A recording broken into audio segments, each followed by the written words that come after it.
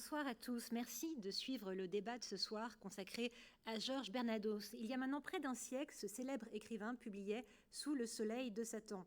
Depuis, évidemment, la société dans laquelle nous vivons a énormément évolué. Pourtant, Jacques Julliard prédisait que Bernanos serait mieux compris à l'aube du XXIe siècle qu'au milieu du XXe.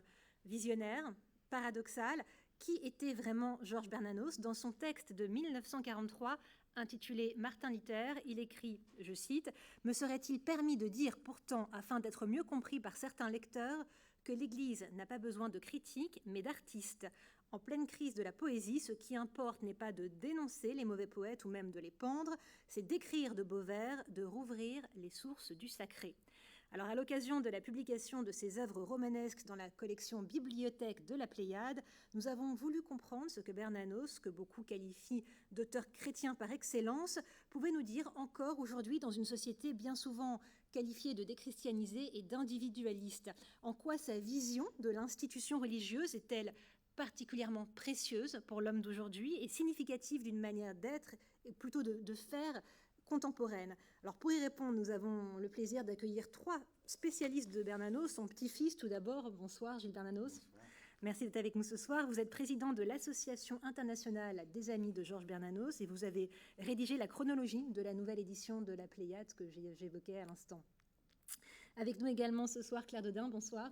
Bonsoir. Merci d'être avec nous aussi. Vous nous aviez fait l'amitié déjà de venir sur ce plateau il y a un an, quasiment juste jour pour parler de Charles Péguy, qui fait partie des écrivains que vous connaissez bien, puisque vous avez analysé son œuvre, de même que celle de Mauriac et celle de Bernanos, dans le cadre de votre livre « Dieu a-t-il besoin de l'écrivain ?» publié aux éditions du Cerf. Enfin, nous sommes heureux d'accueillir également François Angelier. Bonsoir. Bonsoir. Merci d'être avec nous sur ce plateau. Vous êtes producteur de l'émission Mauvais Genre sur France Culture, absolument. Une émission dont on disait à l'instant qu'elle dure depuis presque 20 ans. Chroniqueur littéraire au Monde et pour un supplément de l'Obs, vous vous intéressez depuis plus de 20 ans aux écrivains catholiques et vous êtes d'ailleurs en charge d'une collection sur la spiritualité aux éditions Jérôme Millon. Vous avez vous aussi publié sur différentes grandes figures telles que Léon Bloy récemment, François de Sales ou encore Simone Veil pour n'en citer que quelques-unes de ces figures. Et Jules Verne. Catholique, méconnu. Absolument. Alors pour commencer, nous allons revenir sur l'expérience littéraire proposée par les textes de Georges Bernanos. En quoi cette expérience littéraire ouvre-t-elle les sources du sacré? Alors je vous laisse intervenir dans l'ordre qui vous sied. Elle est claire pour... Bon, alors on va se lancer sur une question qui est d'emblée très de haut vol. En quoi l'expérience littéraire de Bernanos ouvre-t-elle les sources du sacré? Quand Bernanos a publié son premier roman, qui était Sous le soleil de Satan, il a dit à un journaliste qui l'interviewait qu'après l'expérience de la guerre, la Première Guerre mondiale qu'il a faite les 4 années sur le front, et après ce qu'il voyait se passer dans ce monde frivole de l'immédiate après-guerre, qui semblait n'avoir retenu aucune leçon de cette épouvantable catastrophe, il a dit qu'il avait souhaité envoyer un saint à la face de ce monde. Et je trouve que cette réplique nous montre bien quel est le projet romanesque de Bernanos. Il est pleinement dans son temps, il vit ce que l'histoire lui demande de vivre, et en même temps, il ne se contente pas de ce que le réel nous procure. Il veut affronter ce réel avec ce sacré, ce surnaturel qui seul va lui donner du sens. Alors justement, ce sacré, ce surnaturel, comment se vit-il? Vous qui êtes chroniqueur littéraire, je le disais, François Angelier, en tant que lecteur, comment est-ce qu'on vit cette expérience de la transcendance? Oula, je ne sais pas si la lecture m'a jamais amené vers la transcendance. En tout cas, elle m'a amené vers des gens qui ont vécu ou voulu vivre la transcendance. Moi, ce qui me frappe le plus avec Bernanos, c'est qu'effectivement, premier roman en 1926, dernière fiction en 1948, à l'heure de sa mort. Entre ces deux moments, une douzaine de récits, une douzaine de fictions, qui sont toutes marquées, vous le disiez, par l'histoire de leur époque. Donc on pourrait penser que chez ce romancier qui a découvert très enfant Balzac, et avec Balzac le fait que la question sociale est plutôt de l'ordre du mystère que de l'ordre du déterminisme, qui a été évidemment un élève de Blois, de Barbet, de Drummond, de tous ces gens qui ont harponné leur société, parce que la question est là, on se dit, bon, qu'est-ce qui peut encore nous donner qui ne soit pas une riposte aux questions de son temps, c'est-à-dire à cette période qui va de 1888 à 1988. C'est-à-dire, grosso modo, la Troisième République sous sa forme triomphante et apocalyptique. Et on découvre qu'effectivement, on voit gesticuler, passer devant soi une espèce de danse macabre de figures grotesques ou grandioses, marquées par leur époque, mais que derrière ça, il y a quelque chose, c'est-à-dire que les ficelles ne sont pas tirées par un marionnettiste un peu comme ça gauche, mais par quelque chose d'autre. Et c'est ça qui reste, c'est que la lumière vient d'ailleurs. C'est Malraux qui disait que les tableaux de Rembrandt étaient éclairés par une lumière qui n'était pas la lumière du jour, mais par une sorte de lumière surnaturelle. C'est pareil, la lumière qui tombe de biais sur les scènes de Bernanos, elle n'est pas de ce monde. Et c'est surtout ça qui est frappant. J'en dis quand même, bon... les problèmes d'Abbé Mondain, les problèmes d'Anatole France, les problèmes de petites fillettes un peu dévoyées, bon, tout ça, fait divers d'époque. Mais là, quelque chose fait qui sont encore présents. Et c'est ce quelque chose qui est encore là, à l'état, espèce de centrale nucléaire. Enfin, je veux dire, il y a encore à l'intérieur de tout cela des matériaux qui ont un rayonnement et une virulence encore très forte. Alors, elle est peut-être là, la transcendance. C'est quelque chose que vous décrivez, hein, cette lumière surnaturelle qu'on pourrait également appliquer à l'œuvre de M. Bernanos. Est-ce qu'il s'agit d'une expérience qui rassemble, selon vous, Gilles Bernanos, une expérience qui rassemble les lecteurs dans une même communauté? Est-ce que c'est comme ça que vous le vivez?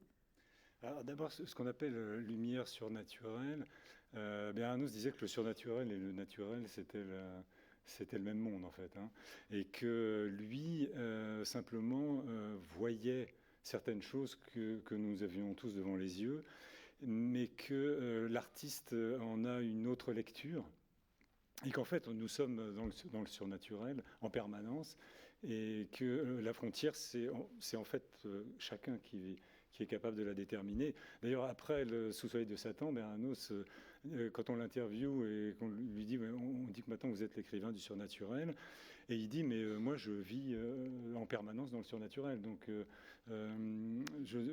pour moi, ce que vous appelez surnaturel, c'est mon quotidien, en fait. Il vit en permanence dans le surnaturel, mais il a envie de le partager parce qu'il est très attaché, non pas à la volonté de délivrer un message, mais plutôt de partager une vérité, sa vérité. C'est ça. C'est-à-dire que sa vérité, c'est sa vérité de chrétien et c'est son engagement total qu'il met au service de cette vérité de chrétien et de ce qu'il appelle l'honneur chrétien. Alors il y en a d'autres qui ont... il y a d'autres auteurs, comme Blois notamment d'ailleurs, qui ont vécu cet engagement. Bernanos, en fait, ne fait que suivre le cheminement de sa vie et jette des images comme ça à travers ses romans, comme dans Sous le soleil de Satan, qui est effectivement un roman dont a priori on ne comprend pas forcément que c'est un roman qui a été écrit en réaction contre la guerre de 14-18. Il faut comprendre que, et c'est ce que disait Claire Dodin tout à l'heure, pour lui, l'expérience de la guerre de 14-18 n'a pas été comprise. C'est-à-dire que tous ces gens qui sont morts, on est relativement pressé de les oublier dans les années 20, parce que c'est une expérience terrible et qu'on a envie de passer à autre chose. Et donc là, on se dit, mais c'est pas possible. On vient d'assister au plus grand carnage de l'histoire de l'humanité. Lui, en plus, l'a vécu.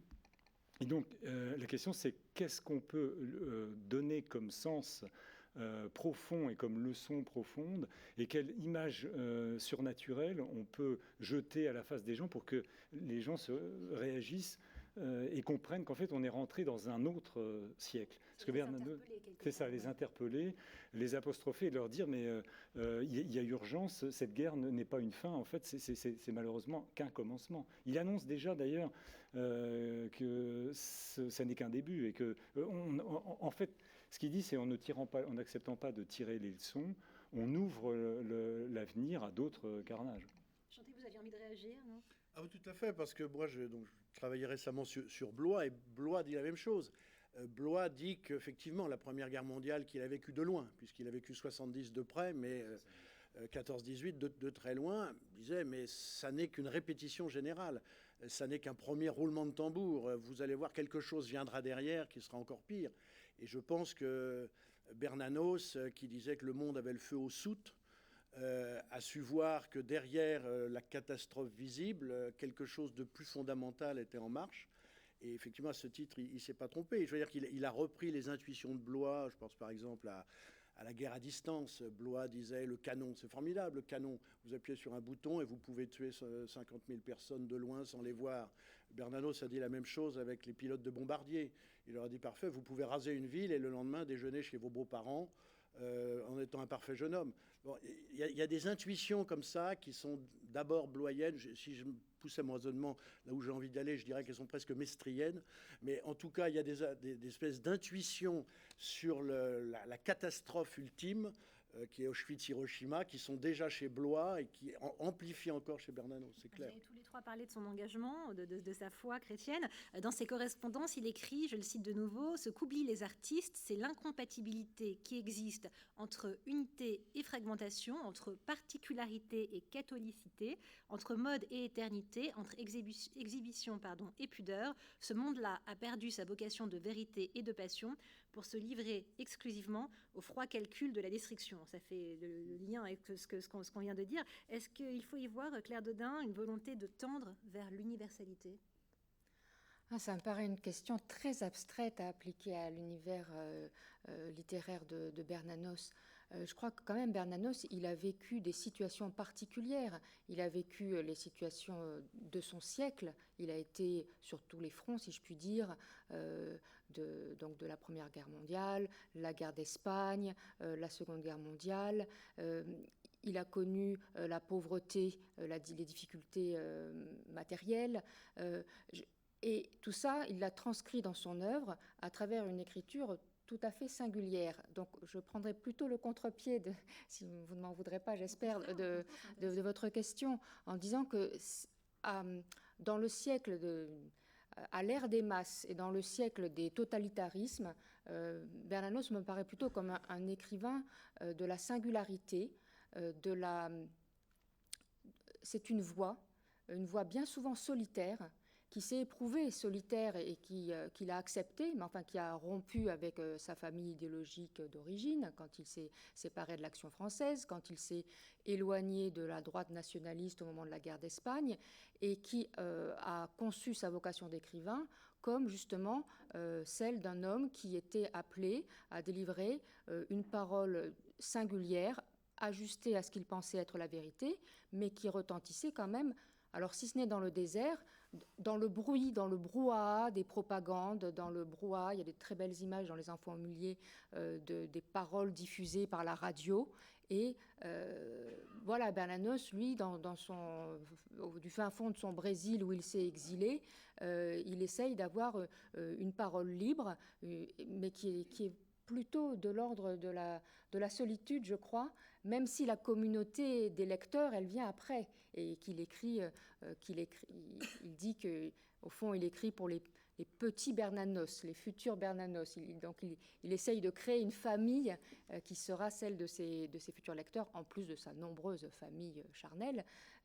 Voilà, mais ça veut bien dire que sur le moment, il est une voix qui essaye de dire ce qu'elle a à dire, mais dans un profond sentiment, je crois, de solitude. Vous avez dit une parole singulière, une parole libre aussi, qui l'a amené à critiquer l'Église en tant qu'institution, bien sûr, et pourtant, Gilles Bernanos, il est extrêmement attaché à la religion catholique. Il écrit d'ailleurs que l'écriture est une manière de vivre son baptême. Comment l'expliquez-vous ? Oui, il dit je ne suis pas un écrivain catholique, je suis un écrivain, je suis un catholique qui écrit. Je crois même qu'il dit je suis un chrétien qui écrit. Donc effectivement, il est très attaché. Enfin, c'est plus qu'attaché. Enfin, je veux dire, il vit sa foi. En fait, il a traduit sa foi en engagement et il les vit à fond. Ce qui explique ce que disait Claire Dodin, c'est-à-dire cette espèce d'isolement progressif dans lequel il va se retrouver au fur et à mesure qu'il avance dans sa vie, à cause des engagements qu'il a respectés. C'est-à-dire que il quitte l'Action française, qu'il a quand même pourtant défendu à l'époque où l'Église condamne l'Action française, en 1926-27. Il va défendre Maurras, il va quand même quitter l'Action française. Et il va critiquer l'Église. Il va quand même pas trop attaquer de front Rome, mais il ne fait pas de façon offensive, mais défensive. C'est-à-dire, il dit à un moment donné, je crois, j'ai poussé suffisamment loin la soumission pour un homme libre. Pour pouvoir dire ce que j'allais dire.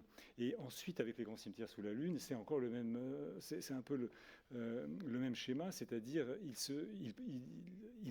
pour lui, c'est insupportable de voir l'Église d'Espagne valider les exécutions franquistes.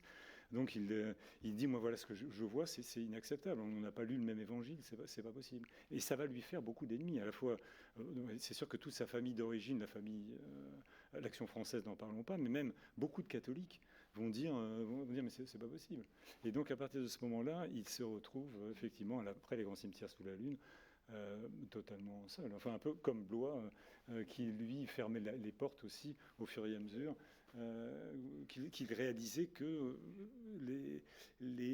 ceux avec qui il était ne respectaient pas les convictions de chrétiens purs et engagés. Alors justement, est-ce qu'on peut faire un lien entre sa vocation d'écrivain et sa vocation que l'on pourrait qualifier de sacerdotale ? Alors bien sûr, on peut faire un lien entre sa vocation d'écrivain et sa vocation de chrétien, parce que sacerdotale, on peut dire que je suis chrétien, je suis engagé, je respecte l'Église, car je respecte l'unité, c'est un peu le thème. Je ne souhaite pas être critique au point de créer le schisme, mais notre Église est l'Église des saints. Et s'il le dit, c'est à la fois pour qualifier l'originalité du catholicisme, mais c'est surtout aussi, je crois, pour rappeler à l'Église temporelle que son engagement, c'est l'engagement de la sainteté. Il y a ce lien donc, entre vocation d'écrivain et sa vocation en tant que chrétien. Il y a un autre lien peut-être qu'on peut établir, François Angelier, enfin je vous pose la question du moins, le lien entre le cheminement spirituel de Georges Bernanos, qui a vraiment un cheminement spirituel, et celui de ces héros qui sont eux aussi pris dans la tourmente du désespoir. Je pense notamment à l'abbé Denissan ou au curé d'Ambrécourt. Est-ce qu'on peut établir ce lien entre son propre parcours, son propre cheminement et celui de ces héros ? Tout à fait. Je voudrais, si vous l'acceptez, rebondir sur effectivement le comportement, la position des écrivains, ce qu'on appelait les écrivains catholiques ou les catholiques de plume en France. C'est vrai que ce sont des personnages qui sont irréductibles à toute grille idéologique. Léon Bloy a écrit Le salut par les Juifs.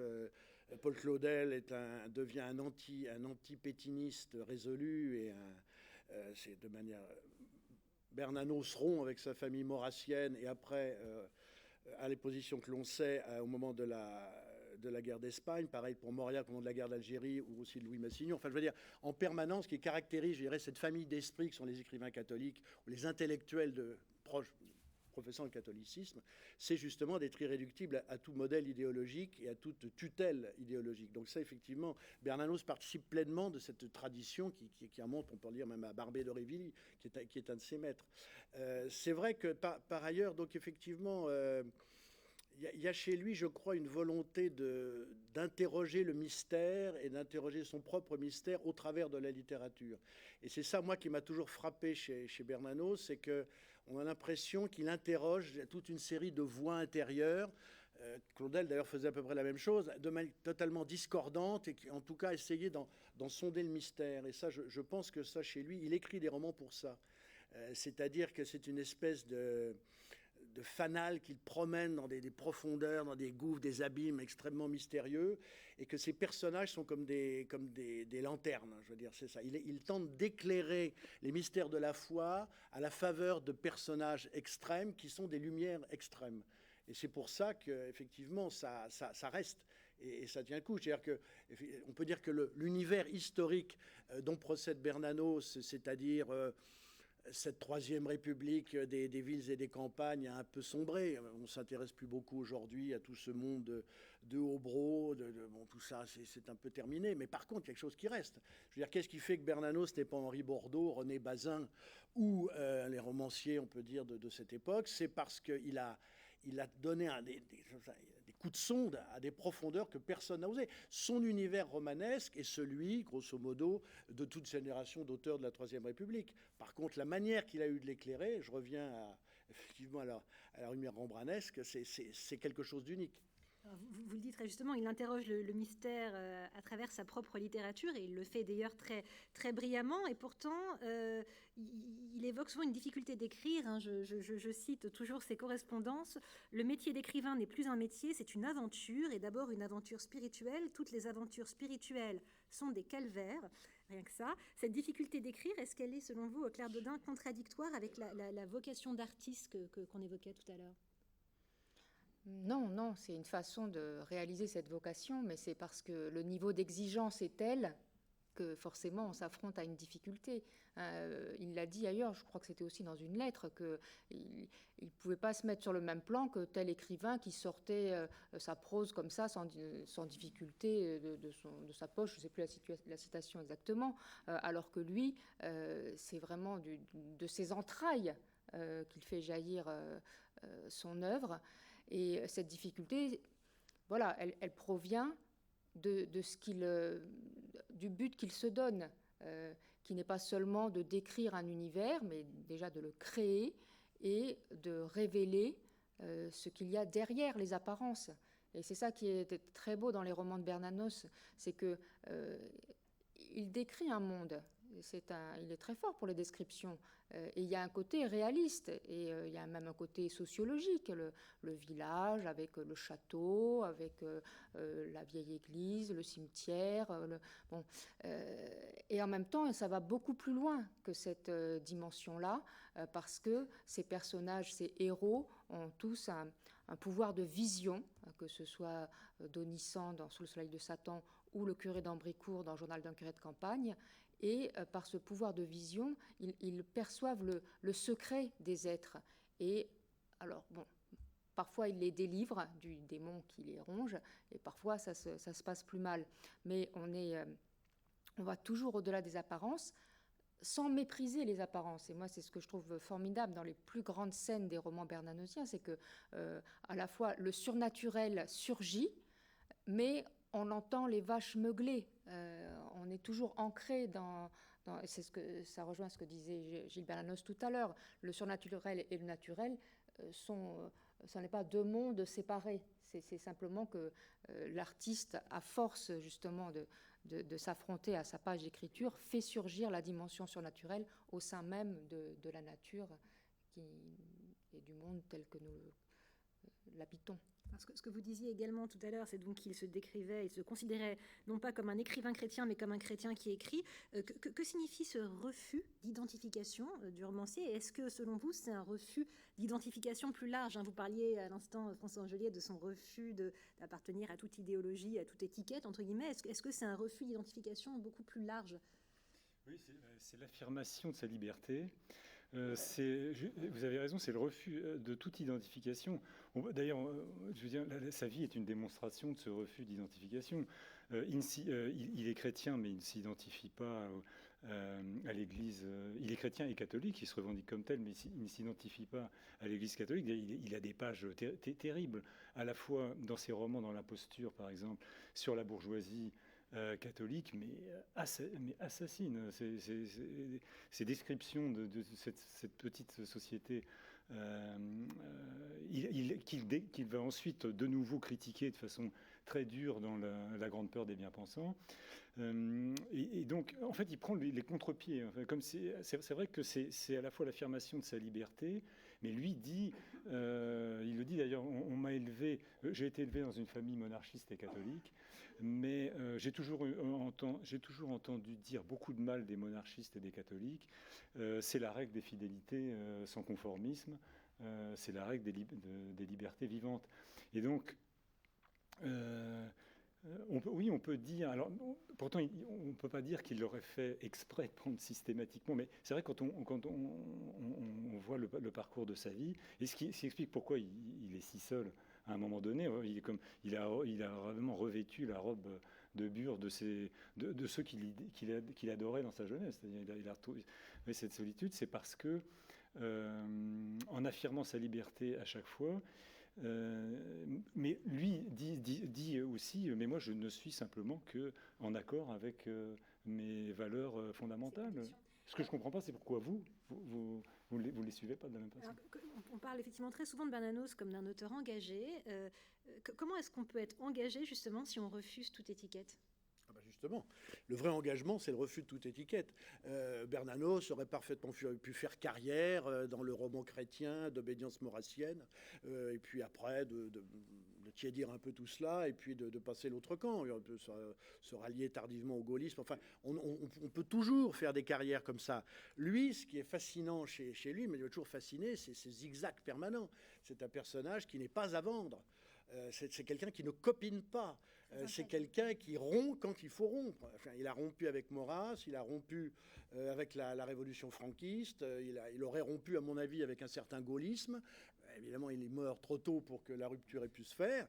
C'est quelqu'un qui met au-delà de toute forme d'engagement une fidélité indéracinable à la personne du Christ et au message de l'Évangile. Et ça traverse absolument, comme disait une espèce de glaive, comme ça traverse toutes les formes d'idéologie, d'adhésion, de revendication, d'étiquette. On n'en tient pas compte. Et quand il faut rompre au nom du Christ, eh bien, on rompt.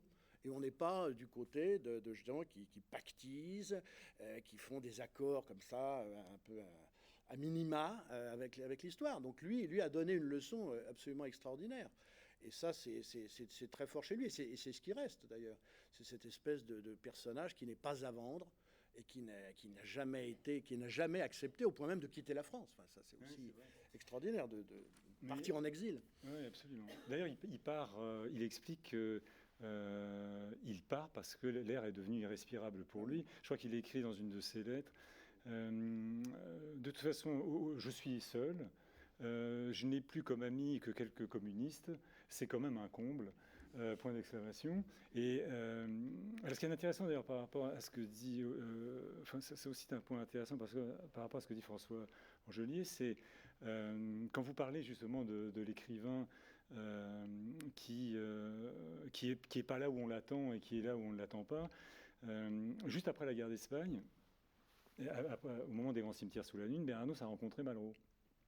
Et Malraux lui fait part de son admiration pour son indépendance d'esprit, son engagement et ses capacités à prendre parti contre son camp, entre guillemets.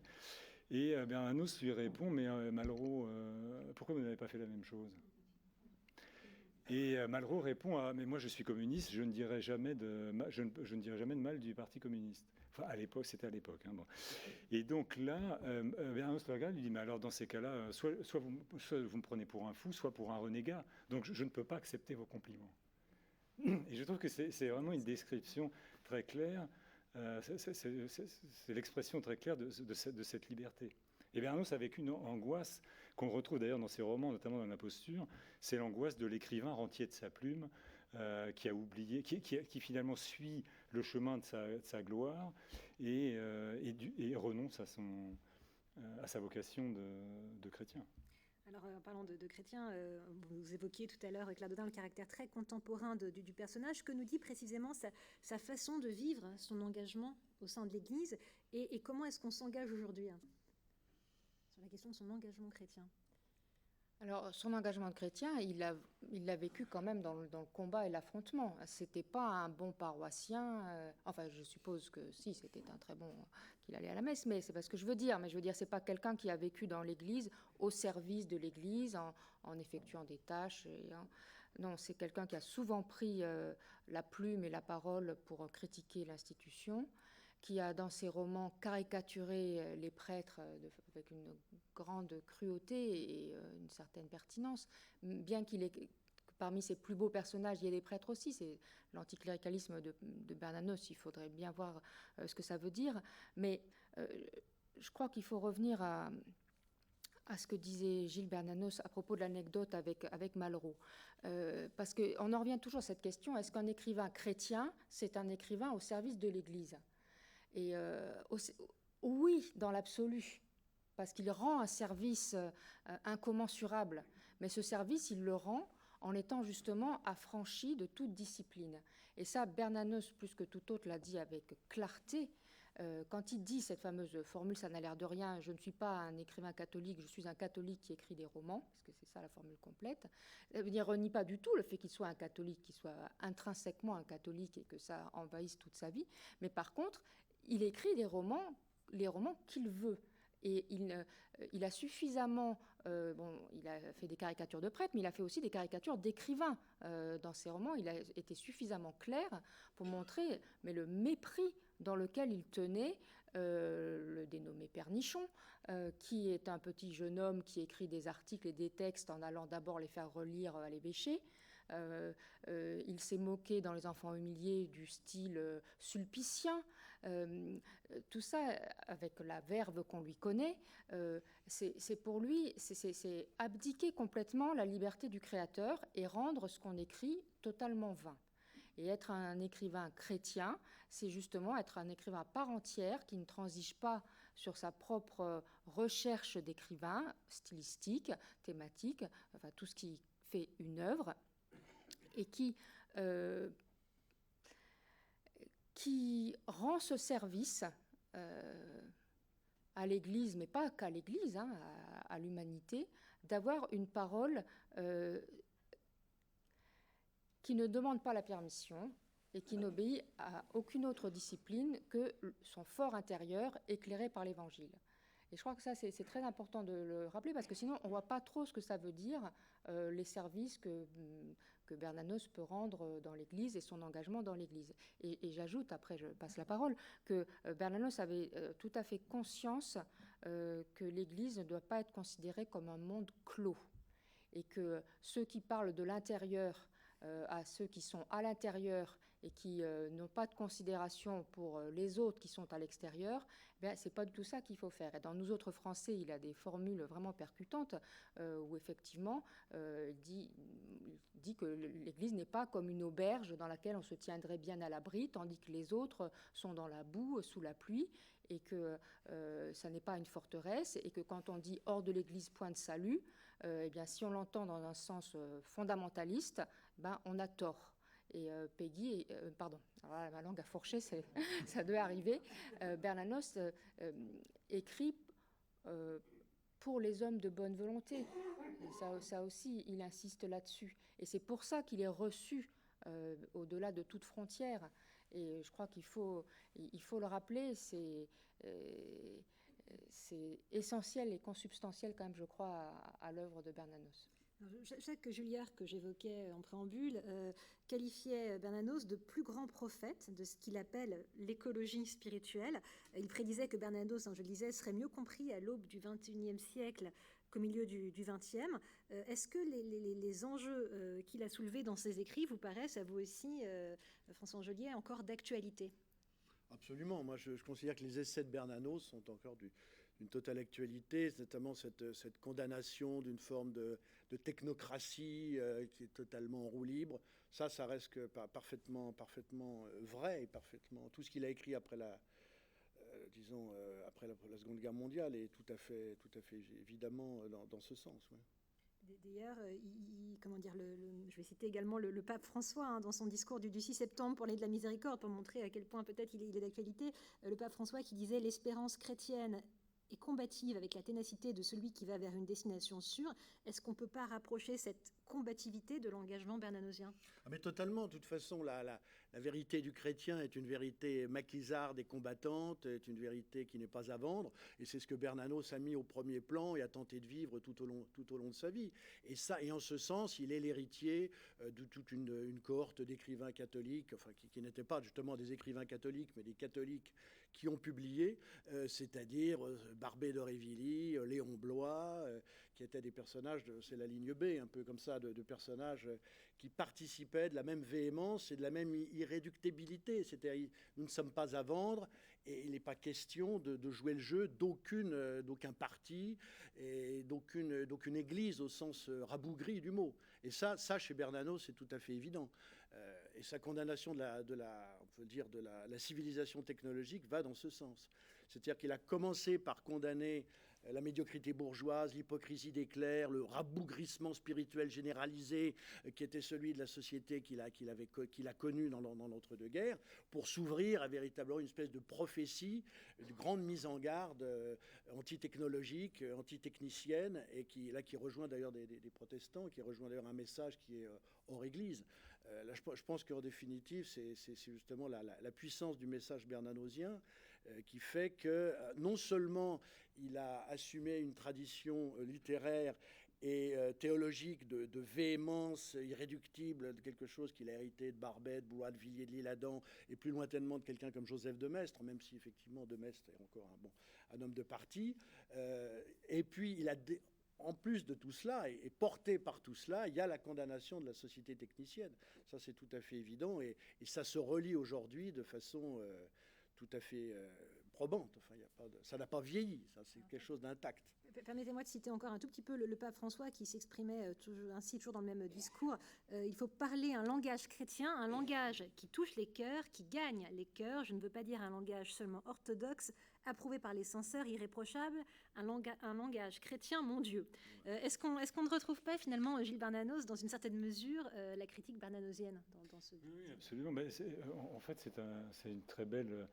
un très beau commentaire de la citation de Bernanos, hein, c'est-à-dire que l'Église n'a pas besoin de critiques mais d'artistes, et je crois que Bernanos poursuit en disant qu'il faut retrouver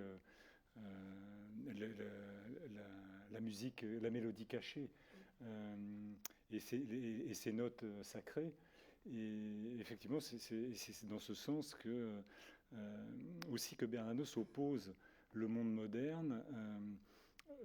Ce qu'il reproche au fait au monde moderne, c'est sa technicité et le fait qu'il est une conspiration universelle contre toute espèce de vie intérieure. C'est-à-dire que plus le monde va vite, en fait Bernanos avait très bien compris, ce qui est assez extraordinaire parce qu'on était en 1945, hein, il avait très bien compris, il l'écrit d'ailleurs, le monde va de plus en plus vite, et ça n'est pas fini, il ira de plus en plus vite, car son objectif c'est de capter l'attention, car sans vous il n'est rien.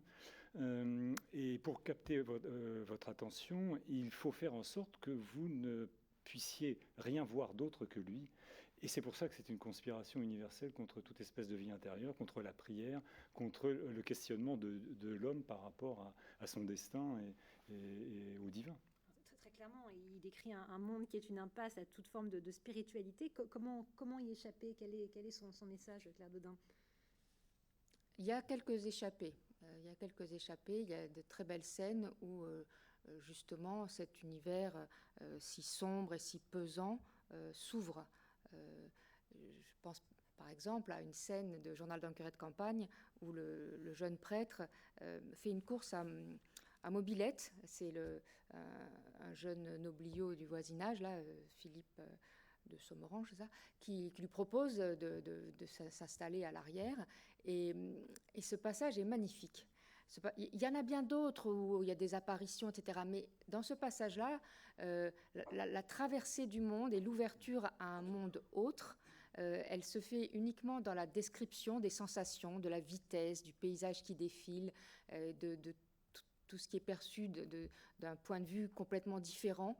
Et là, il n'y a même pas besoin de parler de la Sainte Vierge ni de Dieu. On est carrément dans cette traversée, dans cette échappée et dans une pure joie qui contraste avec d'autres passages plus sombres et surtout avec l'image sombre qu'on se fait souvent de l'univers romanesque de Bernanos.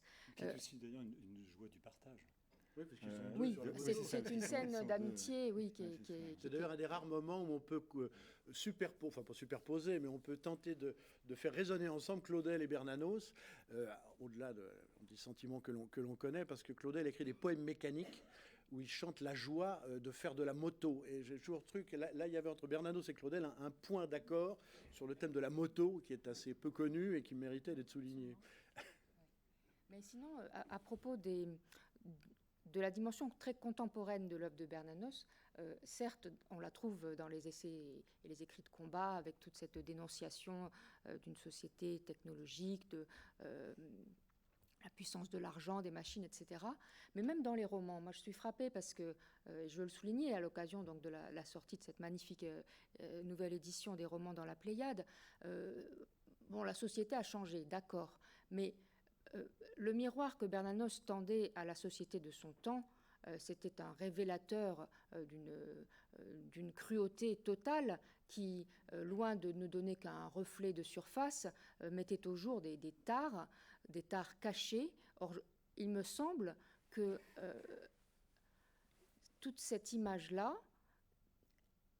elle nous est tout à fait familière maintenant. Quand on voit les thèmes qui sont dans les romans de Bernanos, ces meurtres d'enfants, ces viols, ces adolescents complètement paumés qui fuient dans la drogue ou le suicide, ça n'est pas si dépaysant que ça. Je pense que c'est à l'époque que ça devait être tout à fait troublant de se voir renvoyer cette image, alors qu'on s'attendait peut-être à une peinture plus tranquille des mœurs. Moi, je trouve que les romans de Bernanos nous installent, au contraire, font écho à ce que nous vivons aujourd'hui. Il ne faut pas en rester peut-être à cette noirceur, mais il faut quand même aussi se dire que c'est un univers qui nous dit quelque chose, et qui n'est pas loin de nous. Effectivement, on sent bien dans son œuvre que la médiocrité de l'homme moderne, pour une part du moins, est une réelle hantise pour lui. Et alors, comment, selon vous, François Angelier, l'écriture, le témoignage, peuvent-ils apporter des réponses, des tentatives de réponse? L'écriture de Bernanos? Oui. C'est-à-dire que je pense qu'effectivement, ces personnages apportent des réponses, parce que n'oublions pas qu'un de ses grands modèles, bon, il y a le premier modèle, ça a été Balzac, qu'il a lu très très tôt, et puis l'ultime modèle, c'est Dostoïevski. Je veux dire, indépendamment du décor historique et du fait que ces personnages appartiennent à un moment révolu de l'histoire, il les éclaire d'une façon qui fait qu'ils sont toujours d'une véhémence et d'une incandescence totale. Donc ça, je pense que Bernanos a un peu dépassé la dimension historique pour toucher vraiment autre chose. Ça, c'est tout à fait évident. Mais à partir de là, je pense qu'il est... Comment dire? Ce qui m'intéresse, c'est ce qu'on a fait aussi le cinéma, par exemple. Je veux dire, il est toujours allé, ses romans ont toujours tenté parmi les novateurs du cinéma. Et ça, c'est extrêmement intéressant. Ça veut dire que l'énergie spirituelle qui parcourt ces romans est quelque chose d'intouchable. Il y a l'habillage historique. Alors effectivement, c'est le même habillage historique que l'époque de René Bazin ou de tout cet univers post-balzacien mal compris. Mais il y a une énergie comme ça. Il a vraiment isolé une espèce de matière comme ça, une espèce de lumière interne qui fait qu'il résiste à toute forme de décomposition historique. Parce que si il n'avait pas réussi ça, s'il n'avait pas touché véritablement ce nerf, ce que Claudel appelait toucher le nerf, il serait quoi? Il serait un deuxième sorte de Lavarande bis, un deuxième Balzac, un Barbet puissance -1. Ce ne serait pas très intéressant, on ne serait pas là ce soir. Mais ce qui est intéressant, c'est qu'il a touché quelque chose qui est vraiment de l'ordre de l'irrémédiable. Là, j'utilise un mot de Malraux.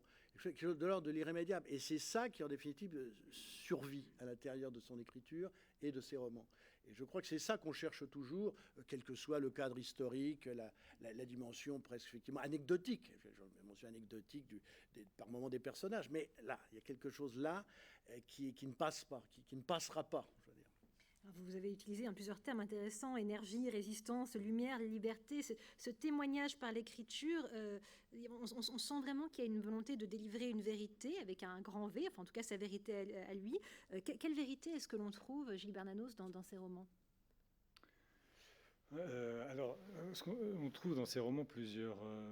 on trouve déjà des thèmes éternels. Alors c'est vrai, parfois on a reproché à Bernanos d'être l'écrivain du mal.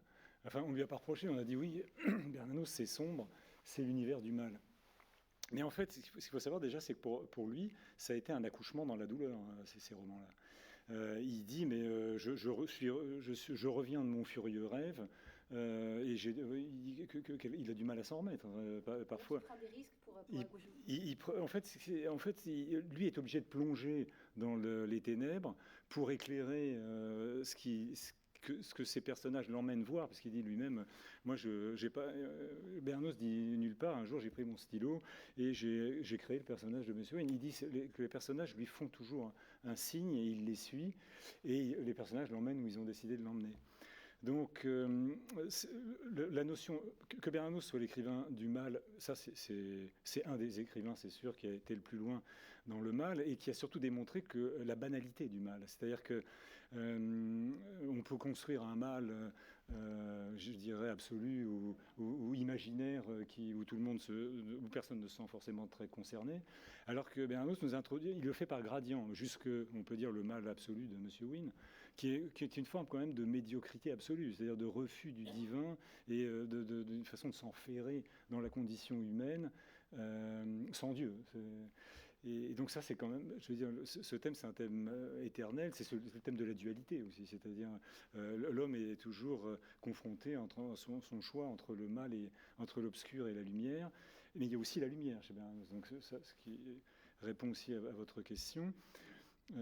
C'est celle du journal d'un curé de campagne notamment, hein, parce que Bernanos disait lui-même que celle de Sous le soleil de Satan, elle était quand même très rougeoyante, cette lumière.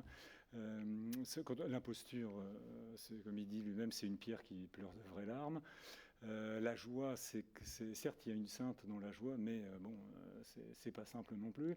Il n'y a qu'avec le journal d'un curé de campagne qu'enfin on respire. On respire complètement. Et puis, ce qu'il faut savoir, c'est que c'est dans le même temps qu'il écrit Monsieur Wynne. C'est-à-dire qu'en fait, il s'arrête d'écrire Monsieur Wynne et il se lance dans le journal d'un curé de campagne en disant « Ce regard sur le mien, c'est quelque chose d'extraordinaire ». Donc, les thèmes, on pourrait presque dire qu'il aurait presque pu répondre, mais moi, les thèmes, c'est pas moi qui vous impose des thèmes. Mes personnages m'emmènent et je vous raconte leur histoire. Quel sens Claire Dodin pourrait donner au cheminement bernanosien pour justement essayer de sortir de cette dualité, quelque part de ce manichéisme, pour entrer dans ce que j'évoquais tout à l'heure déjà, à savoir une forme d'universalité?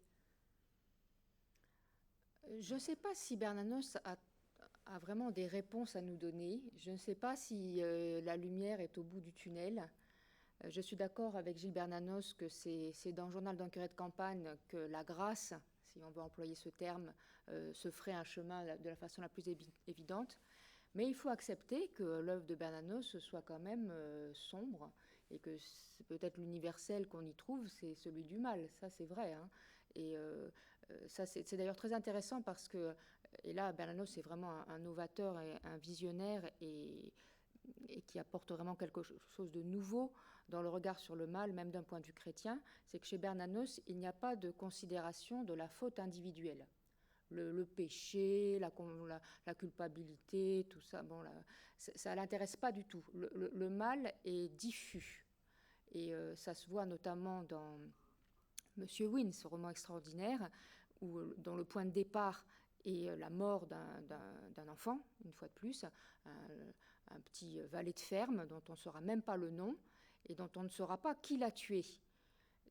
Bien qu'on soupçonne quelque chose de très crapuleux, de très sordide.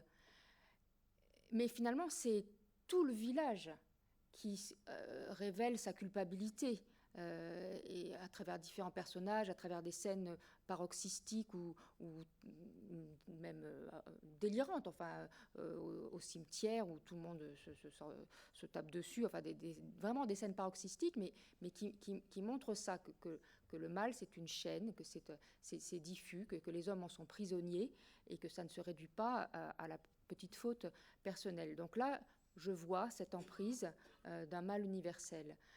Alors, peut-être que...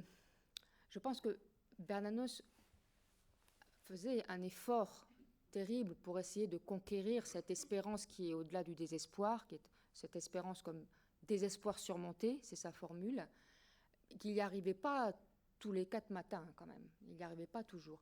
Alors les textes où il y arrive sans doute, c'est par exemple « Nos amis les saints ». Donc ça, c'est une conférence qu'il a prononcée à la fin de sa vie, en 1947, si je ne me trompe pas, et dont Samir Siad a joué le texte ici même, c'était splendide. Alors là, on a vraiment un texte chaleureux, avec une évocation de la sainteté qui n'est plus dans l'héroïsme, dans le paroxysme, mais dans l'amitié, comme le dit le titre, et dans la proximité, et où je trouve un grand apaisement. Mais ça reste Bernanos un homme quand même qui partage son expérience du gouffre. Hein. Je crois qu'il ne faut pas mentir sur la marchandise quand même. Alors, très rapidement, parce qu'on s'approche dangereusement de la fin, François Angelier, dangereusement parce que c'est passionnant. Est-ce que vous avez le sentiment, vous aussi, qu'au-delà d'une réalité qui lui paraît totalement désespérante, il y a cette volonté de conquérir l'espérance? Est-ce que vous partagez Bien sûr, sinon il ne serait pas chrétien. Il y a une volonté acharnée, déterminée et guerrière de construire l'espérance à l'exemple des saints et à l'exemple des enfants. Mais ce que disait madame est tout à fait exact, c'est-à-dire effectivement, il a débarrassé le mal de tout son apparat romantique, de toute cette espèce de flamboyance méphistophélique, de toutes ces séductions, pour en faire une affaire de pauvre type, de personnages d'autant plus nocifs qu'ils sont médiocres. C'est ni oui, ni non, qui couinent et qui bruinent. C'est des petites choses, c'est quelque chose de médiocre. Et je pense que le grand apport, à mon avis, de Bernanos à ce questionnement inlassable de la figure du mal, il est là, de montrer la médiocrité abyssale. Osons le mot, la médiocrité abyssale du mal. C'est-à-dire qu'il ne s'incarne jamais aussi bien que dans des personnages qui n'ont l'air de rien. Il a débarrassé le mal de sa queue de pont et de cette espèce de splendeur romantique pour en faire une affaire de personnage médiocre, mais vertigineusement médiocre. C'est le cas de Monsieur Wynne, et c'est ça qui est effrayant chez Bernanos. C'est justement cette espèce de... Tous les trois avec passion, mais je suis navrée, parce qu'on doit effectivement s'arrêter là. En tout cas, merci beaucoup d'avoir participé à ce débat. On parlait pas plus tard que la semaine dernière sur ce plateau avec Michel Lallemand de l'âge du fer, F-A-I-R-E, et non pas F-E-R. Et c'est vrai que Bernanos semble bel et bien, lui aussi, dans cette logique d'action, dans cette véritable volonté de redonner du sens. Vous le disiez à l'instant, on peut en tout cas pas rester indifférent ou ni passif face à son parcours, ni face à son œuvre gigantesque, et en mettant en avant la profonde modernité de son message, hein, ce qu'on a essayé de faire ce soir. J'espère que nous vous aurons donné envie de lire ou de relire cet auteur. Quant à nous, nous nous retrouvons le mardi 3 novembre pour le prochain Mardi des Bernardins, éduquer, structurer ou formater, un autre sujet. En attendant, je vous souhaite de belles vacances à tous. Bonne soirée.